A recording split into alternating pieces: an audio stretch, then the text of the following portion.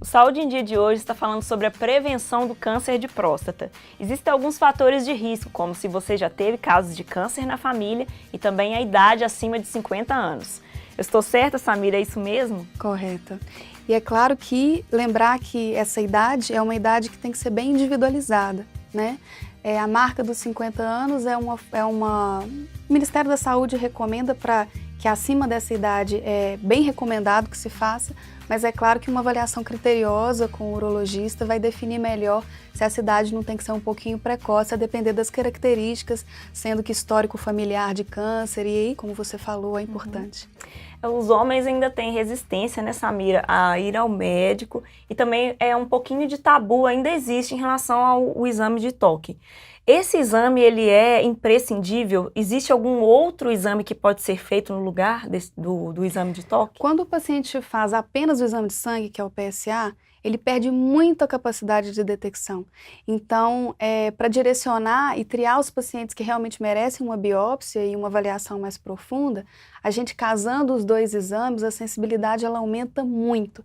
Então, o paciente que deixa de fazer, né, por preconceito, né, e por não ter, às vezes, essa informação mesmo, ele deixa, sim, de fazer uma avaliação que seria extremamente importante. E reconhecido no caso que o homem ele tem o câncer de próstata, quais são as formas de tratamento? Bom, o câncer vai depender também muito da idade do paciente. Em geral, o tratamento para a gente fazer de forma curativa, ele é feito ou com radioterapia ou com cirurgia. São duas modalidades que elas têm praticamente os mesmos resultados. Tem algumas considerações em relação a cada um, que a gente vai ter que escolher o paciente que é mais candidato a determinada modalidade que outra, mas, em geral, os estudos mostram que o resultado final é semelhante, tanto fazendo com radioterapia quanto fazendo com cirurgia. Agora, a gente às vezes pega um paciente que é muito idoso e às vezes ele pode não se encaixar até nessas duas modalidades. Então, tem alguns pacientes que a gente acaba fazendo um tratamento que ele é paliativo, ele não é considerado exatamente curativo, mas que ele resolve sim a questão da qualidade de vida daquele paciente no tempo que ele tem se ele for muito idoso, que seria a raspagem da próstata, que a gente chama de orquiectomia. Estou dando essa informação porque radioterapia e cirurgia são realmente tratamentos definitivos, mas tem muitos homens que fazem essa modalidade como alternativa, mas aí é considerando um paciente mais idoso, que tem muita comorbidade, que não tem condição de fazer as modalidades clássicas. Que aí essa terceira opção vai oferecer uma qualidade de vida melhor para ele. Mas não exatamente a proposta curativa. Entendi. Mas se for um paciente muito idoso, que não tem uma expectativa de vida tão longa, a gente acaba não agregando a morbidade dos procedimentos curativos e oferece essa outra modalidade quando a gente considera que o paciente não vai falecer daquele câncer.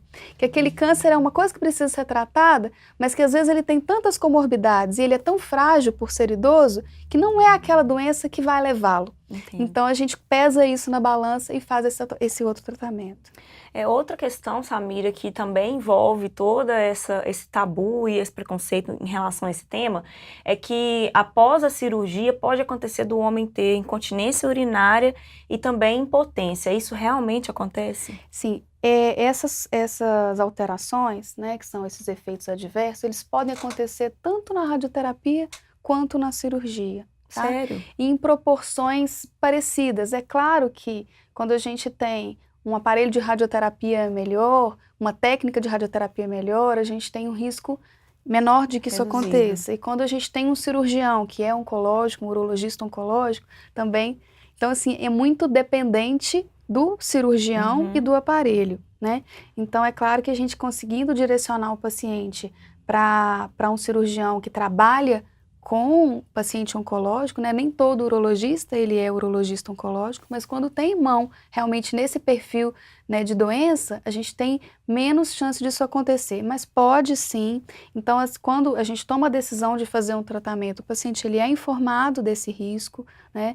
E é claro que para os homens a gente vê que é muito complicado lidar com o risco disso acontecer, né? Existe um sofrimento intenso, né, até de prévio ao tratamento, por medo de que essas consequências possam acontecer. Então, nesse momento, a gente precisa muito da família do lado do paciente, a gente precisa muito do apoio, das orientações médicas e desse auxílio familiar, porque é um momento que traz muita angústia mesmo, né? Mas eu acredito que seria um paralelo com o câncer de mama, né? A mulher quando perde a mama por conta do câncer. Você está falando que depende do profissional que opera, né, o paciente, mas isso depende também, essas consequências, elas também dependem do avanço do câncer? Quando a gente tem um tumor que cresceu muito, a cirurgia vai ser mais extensa. Então, a chance de lesão dos nervos em volta, ela vai ser maior. Então, obviamente que quando a gente tem uma próstata menorzinha, um tumor mais inicial, acaba que é mais fácil de ressecar. E o campo de radioterapia também, a área que vai ser irradiada, se essa for a modalidade escolhida, vai ser menor. Então, a chance de lesão de nervo é menor. Então, mais uma vez, a gente está falando da importância da prevenção, da importância de se descobrir o câncer mais cedo, né? Para que as consequências sejam, obviamente, menores. E o tratamento seja mais tranquilo de ser feito. Samira, a gente tem um quadro aqui no Saúde que faz um link com o pessoal da internet. Quem apresenta esse quadro é a Noelle e a gente vai ver o que ela trouxe hoje. O Instituto Lado a Lado pela Vida foi o responsável por trazer a campanha Novembro Azul para o Brasil. Além do projeto, eles atuam também com apoio a pesquisas, articulam com o poder público e incentivam campanhas e ações de conscientização voltadas para o câncer em geral e também para a saúde do coração. Segundo o site da instituição, o objetivo é multiplicar conhecimento, empoderar homens e mulheres para a valorização da vida e humanizar as relações em prol da nossa saúde. A fanpage do Novembro Azul no Facebook, mantida pelo Instituto, está sempre atualizada com notícias e atividades relacionadas ao tema. No mês de outubro, por exemplo, anunciaram um novo medicamento aprovado pela Anvisa para ajudar pacientes em tratamento. A reportagem informa ainda que mais de 68 mil casos de câncer de próstata devem ser registrados até o final de 2018. A estimativa foi dada pelo INCA, Instituto Nacional de Câncer.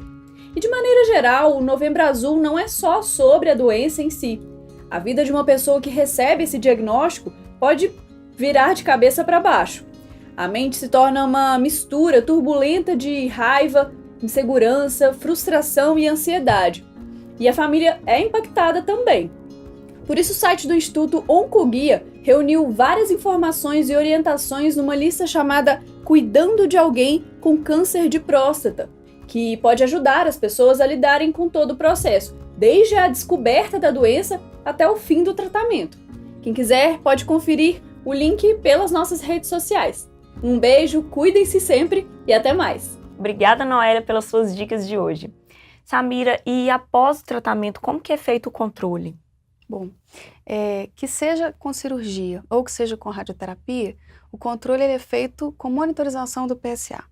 Então, um mês após a realização da radioterapia ou da cirurgia, é feito uma avaliação no valor desse PSA.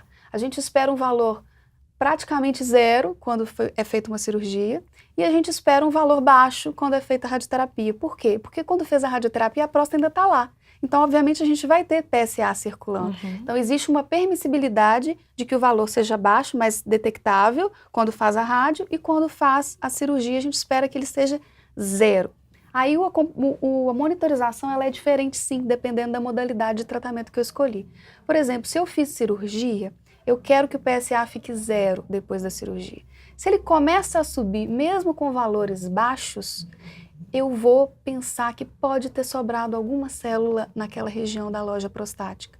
Então, eu vou monitorizar esse paciente e caso eu perceba pelo exame de sangue que ele está subindo e pode ter célula lá, talvez o paciente que fez a cirurgia vai precisar de rádio depois. Aí a gente chama de radioterapia de resgate, que é quando eu tenho no acompanhamento sinais de que sobrou alguma coisa, apesar de ter feito uma cirurgia radical e mesmo dentro dos princípios oncológicos. Já a radioterapia é diferente. Eu irradiei, o PSA começou a subir para níveis acima do que era o permitido no meu controle, aí eu vou pensar em duas coisas. Será que tem doença também que sobrou numa área que eu não irradiei?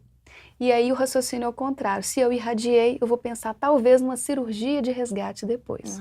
O problema é que quando eu opto pela radioterapia, se eu escolhi essa modalidade, é porque provavelmente eu tive alguma contraindicação cirúrgica. Então, se eu tive uma contraindicação cirúrgica, é difícil eu pensar que eu vou resgatar esse paciente com cirurgia. Aí a gente tem a alternativa de dar um hormônio para o paciente que vão bloquear essas possíveis células que sobraram. Essa é a injeção que os pacientes tomam na barriga, né? Que quando tem câncer, às vezes eles comentam, eu faço um bloqueio, eu faço uma injeção na barriga, ou mensal, ou de 3 em 3 meses, tem essa intenção. Então, Samira, é uma vigilância constante, né? Mesmo após o tratamento, o paciente tem que ficar sempre em alerta. Para terminar, Samira, a nossa conversa, eu queria que você fizesse um exercício para quem está em casa. Eu sempre vejo lá com meu pai e a minha mãe, meu pai sempre quando vai ao médico, a minha mãe sempre pergunta, querido, você lembrou de perguntar tal coisa? Porque realmente os homens não gostam muito de ir ao médico e às vezes quando vão, eles não lembram de perguntar determinadas coisas.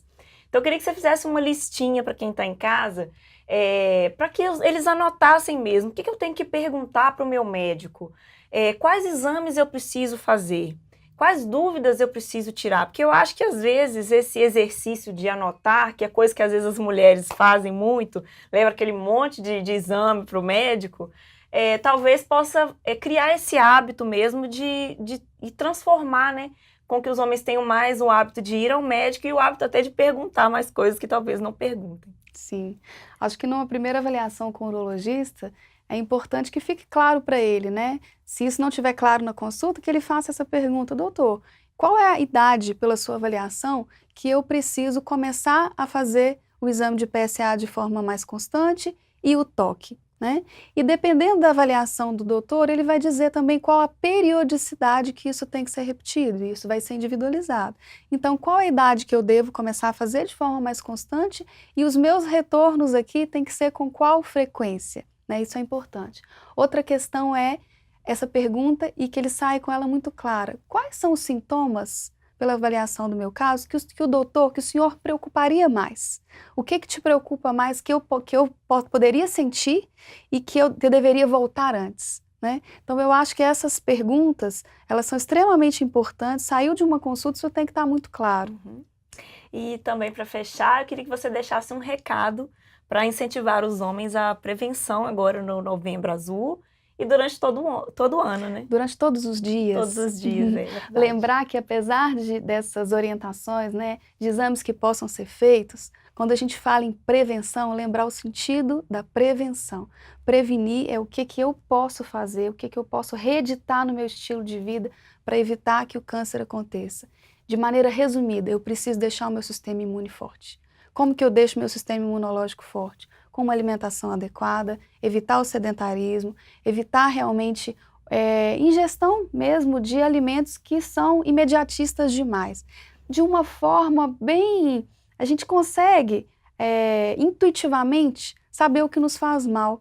Eu falei aqui de álcool, falei de tabagismo, que isso é muito claro. Refrigerantes é uma coisa que não tinha que existir. O que a gente traz de bom tomando um refrigerante? Verdade. O que a gente traz de bom tomando um suco? É outra história. Então, assim, intuitivamente a gente sabe, né? Caso a pessoa tenha muita dificuldade e a alimentação esteja muito ruim, o apoio de um nutricionista é interessante. Mas a gente sabe intuitivamente o que está de errado na vida.